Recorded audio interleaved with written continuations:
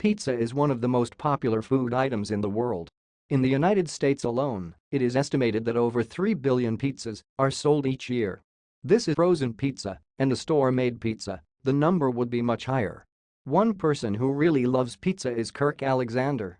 This 48-year-old man from Salem, Oregon, loves pizza so much that he orders from his local Domino's pizza every day. Due to his daily orders, he got to know the delivery drivers and the manager on a first-name basis. He lived alone, and if he didn't order pizza one day, it likely meant that he wasn't eating.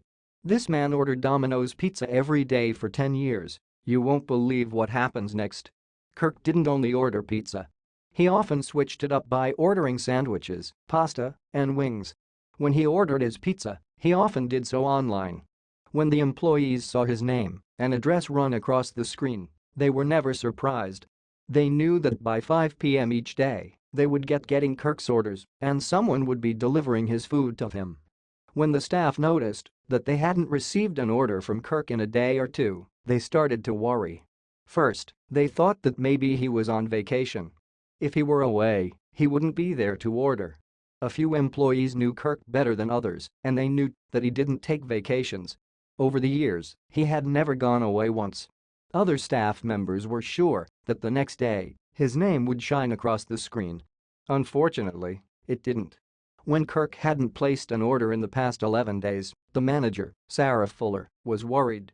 She spoke to a few of the other employees, who were equally as concerned. One of the drivers was heading out to make a delivery, so Sarah asked him to stop by Kirk's house and check on him.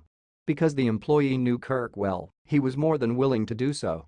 He considered Kirk to be part of the Domino's family, so he gladly accepted the responsibility of going to check on him. When the driver arrived at Kirk's home, he noticed that the lights and the television were on. He assumed that Kirk was inside, so he knocked on the door. After knocking for a few minutes, the driver was surprised that nobody answered. He called Kirk's phone, but it went straight to voicemail. The driver was worried and went back to Domino's to let Sarah know what happened. Sarah could have just let it go and hoped for the best, but something in her gut told her that there was something wrong. She realized that she couldn't ask her drivers to break into Kirk's home, so she decided to call the police. When the dispatcher asked her why she was calling, she told him that Kirk was a Domino's pizza customer who has been ordering from them every day for years, and for the past 11 days, he hadn't placed an order. The sheriff's office dispatcher thought that it was odd that Domino's Pizza was calling for a welfare check, but he was willing to send someone out to check. Sarah felt better after hanging up the phone. When the deputies arrived at Kirk's home, they knocked on the door and called out his name. They listened closely, and they heard a weak voice coming from inside the house. They broke down the door and found Kirk lying on the floor. He looked awful. They quickly called the rescue, hoping that they got there in time to save Kirk's life. When Kirk got to the hospital, they determined that he had a stroke. Because the doctors didn't know when the stroke occurred, they weren't sure about Kirk's prognosis. Fortunately, after a few days in the hospital, and with hydration and medication, Kirk started doing better. The doctors told him that with physical therapy and proper care, he would make a full recovery. When the story about what Sarah and the Domino's team did for Kirk, it quickly went viral.